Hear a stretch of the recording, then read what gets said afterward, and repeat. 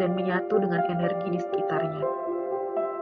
Spiritualitas lebih diarahkan pada usaha mencapai kedamaian pribadi melalui pemikiran-pemikiran dan pemahaman pribadi yang semuanya bertujuan pada akhir mengkomunikasikan diri dengan Tuhan atau alam semesta atau energi.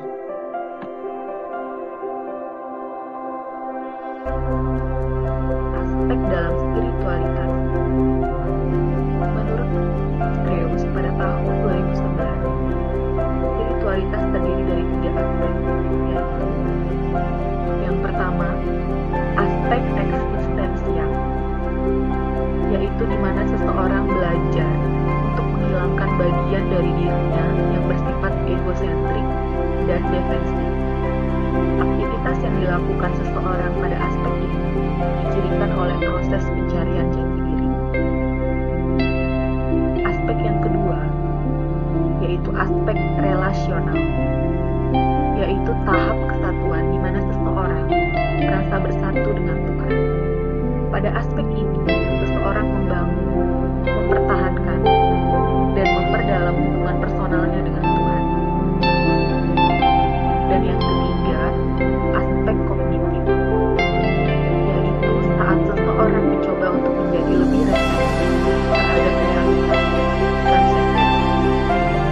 Hal ini dilakukan dengan cara menelaah literasi atau melakukan refleksi atas suatu bacaan spiritual melatih kemampuan untuk berkonsentrasi, juga dengan melepas pola pemikiran kategorial yang telah terbentuk sebelumnya agar dapat memperbaiki secara lebih jernih pengalaman hidup serta melakukan refleksi atas pengalaman tersebut. Disebut aspek kognitif karena aktivitas yang dilakukan pada aspek ini merupakan kegiatan pencarian pengetahuan spiritual.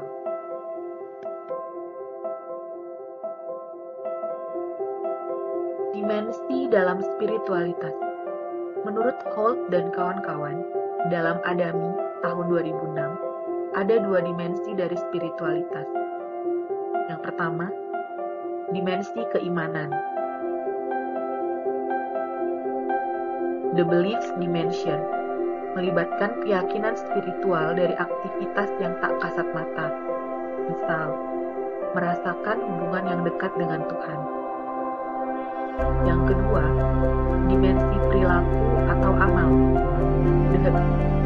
The Behavioral Dimension mempunyai ciri dengan adanya aktivitas-aktivitas spiritual yang bisa diamati serta melibatkan materi-materi religius atau menghadiri peribadatan agama. Kemudian, dimensi spiritualitas menurut Stoll pada tahun 1998 dalam Hamid tahun 2009 menguraikan bahwa spiritual terdiri dari 2 dimensi. Yang pertama, dimensi vertikal adalah hubungannya dengan Tuhan yang Maha Tinggi yang menuntun kehidupan manusia. Yang kedua, dimensi horizontal adalah hubungannya dengan diri sendiri, orang lain, dan lingkungan atau alam.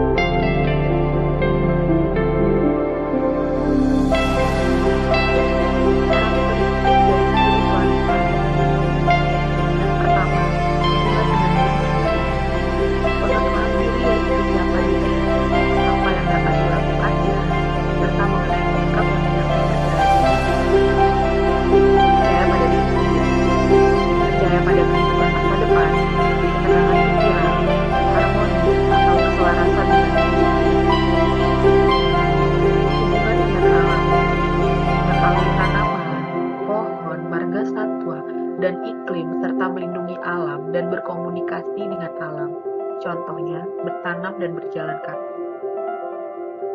Kemudian hubungan dengan orang lain, hubungan yang harmonis meliputi berbagi waktu, pengetahuan, dan sumber secara timbal balik. Hubungan yang tidak harmonis maka akan terjadi konflik dengan orang lain, dan resolusi yang menimbulkan ketidakharmonisan dan friksi. Yang terakhir, hubungan dengan ketuhanan. Hubungan dengan ketuhanan meliputi tindakan individu dalam praktik ibadahnya, seperti sembahyang, berdoa, dan meditasi.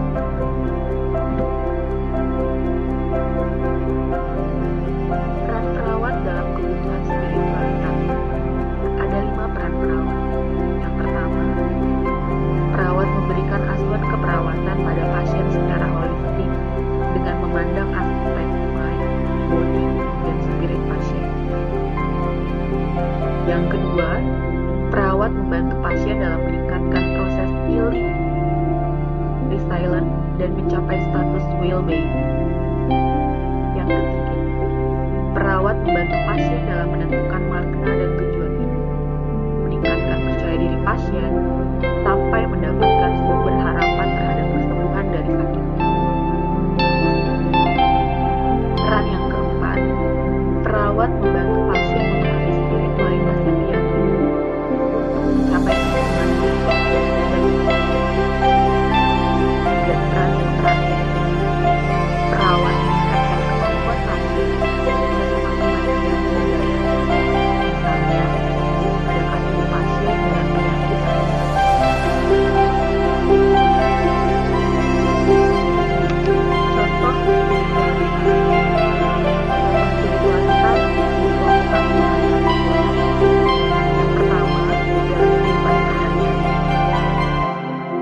dalam kehidupan sehari-hari, individu dapat merumuskan arti personal yang positif tentang tujuan keberadaannya di dunia atau kehidupan.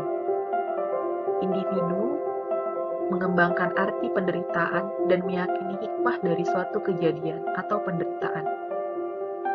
Individu menjalin hubungan positif dan dinamis melalui keyakinan, rasa, percaya, dan cinta. Individu merasakan kehidupan yang terarah terlihat melalui harapan. Dan yang terakhir, individu mampu mengembangkan hubungan antar manusia yang positif. Sedangkan contoh spiritualitas dalam bidang keperawatan yaitu membangun hubungan antara perawat dan klien berdasarkan rasa percaya, proses perawatan, komitmen, serta menunjukkan rasa hormat untuk memberikan intervensi spiritual yang efektif. Perawat juga melakukan kajian keperawatan secara individu untuk perkembangan spiritualitas dirinya. Perawat harus mengembangkan identitas spiritualnya supaya lebih sensitif terhadap kebutuhan spiritual klien. Dan yang terakhir, perawat membangun hubungan terapeutik yang terjalin antara perawat dan klien dengan memberikan perawatan spiritual yang tepat. Demikian presentasi dari kelompok kami tentang spiritualitas. Kami sangat berdoa untuk mohon maaf bila terdapat kesalahan atau kekurangan. Saya mewakili kelompok ketiga mengucapkan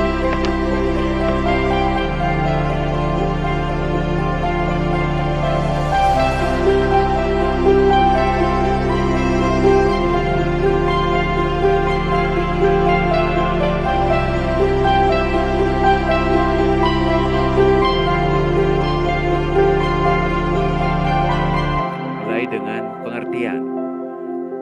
Spiritual itu adalah keyakinan dalam hubungannya dengan Yang Maha Kuasa atau Sang Pencipta, membantu individu untuk mencapai keseimbangan yang diperlukan dalam rangka memelihara kesehatan dan kesejahteraan serta beradaptasi dengan penyakit yang dialami. Spiritualitas memberikan individu energi yang dibutuhkan untuk menemukan diri mereka untuk beradaptasi dengan situasi yang sulit.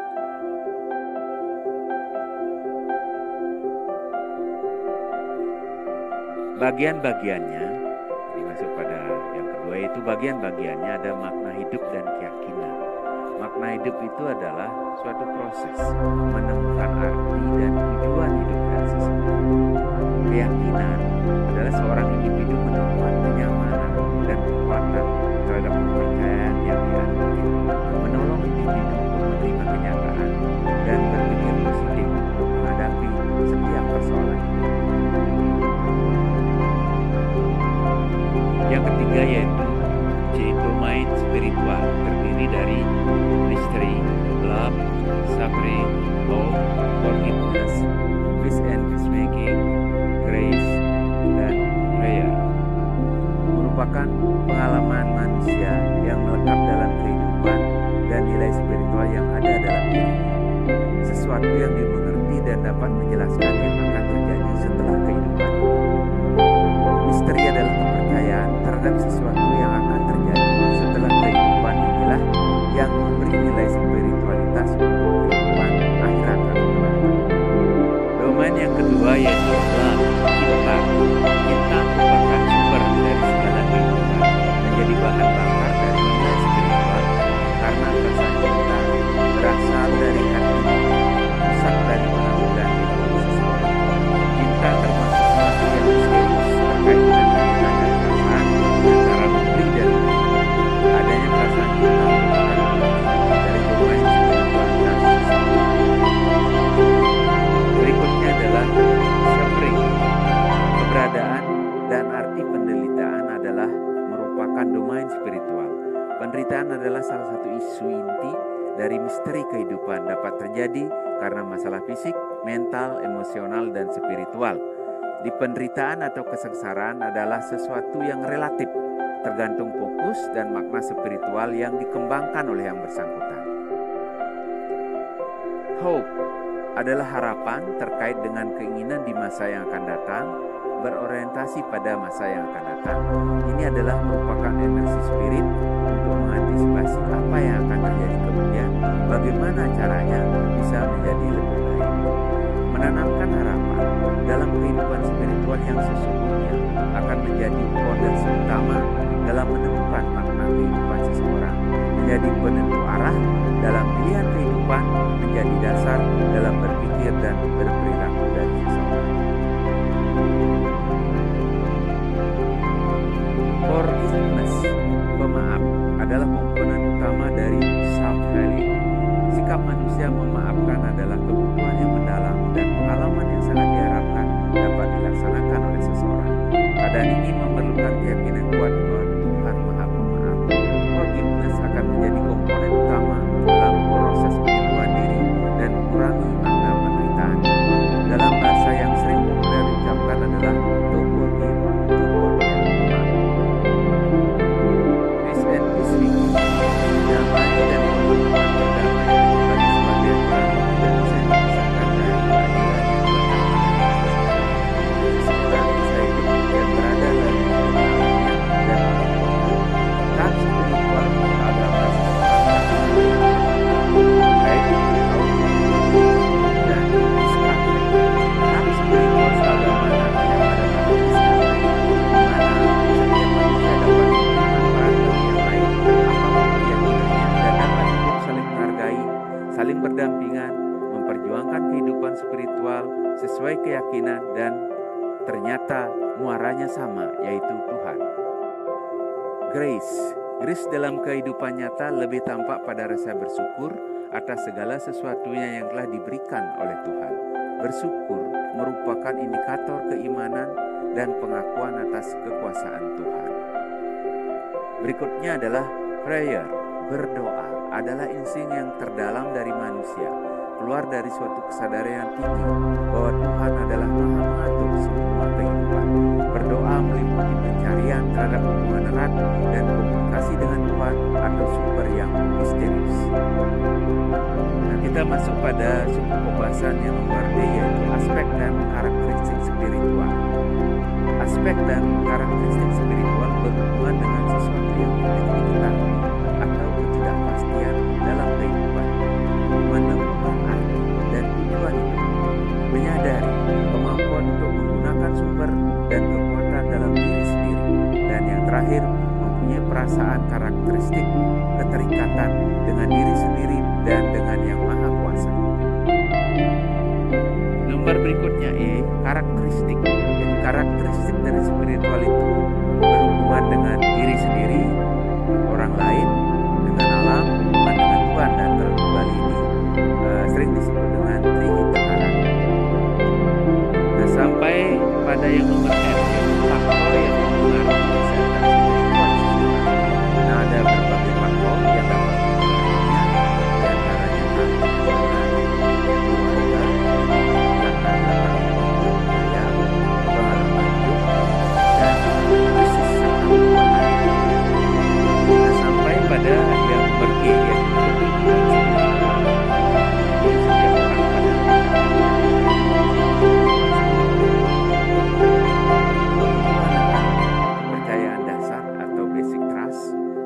kebutuhan akan makna dan tujuan hidup, kebutuhan akan komitmen peribadatan dan hubungannya dengan dalam keseharian, kebutuhan akan pengisian keimanan secara teratur, mengadakan hubungan dengan Tuhan, kebutuhan akan bebas dari rasa bersalah dan dosa, kebutuhan akan penerimaan diri dan harga diri, self-acceptance dan self-esteem, kebutuhan akan dicapainya derajat dan martabat yang semakin tinggi sebagai pribadi yang utuh, kebutuhan akan terpeliharanya interaksi dengan alam dan sesama manusia, serta yang terakhir adalah kebutuhan akan kehidupan bermasyarakat yang penuh dengan nilai-nilai religius.